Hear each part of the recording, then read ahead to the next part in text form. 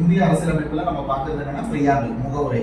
அப்ப முகவுரைனா என்ன? ஃபர்ஸ்ட் முகவுரை அப்படின்னா இதுதான் வந்து அரசியலமைப்பின் அறிமுகம் என்று அழைக்கப்படுகிறது.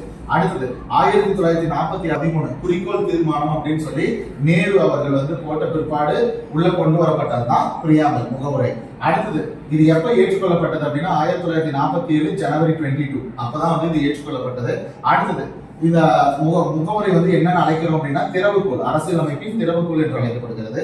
அடுத்தது இதனுடைய சோர்ஸ் என்ன, எங்கிருந்து நம்ம எடுத்தோம்னா அமெரிக்கா, யுஎஸ்ஏல இருந்து எடுத்தோம். அதே மாதிரி உலகத்திலே முதலாக இதுல சில வார்த்தைகள், முக்கியமான வார்த்தைகள் இருக்கு. அது என்னன்னா குடியரசு, சமத்துவம், சுதந்திரம், சகோதரத்துவம், இந்த மாதிரியான வார்த்தைகள் வந்து எங்க இருந்து எடுக்கப்பட்டதுன்னா பிரெஞ்சு புரட்சி அதுல இருந்து எடுக்கப்பட்டது. பிரெஞ்சு புரட்சி அப்ப 1789 நடந்த பிரெஞ்சு புரட்சி அதுல இருந்து எடுக்கப்பட்டது. அடுத்தது சமூக நீதி, பொருளாதாரம் எங்க இருந்து எடுக்கப்பட்டதுன்னா சோவியத் ரஷ்யா. இது நீதி புனராய்வுக்கு அப்பாற்பட்டது. இது வந்து நம்ம இந்திய அரசியலமைப்பினுடைய பகுதியில் இல்லாத காரணத்தினால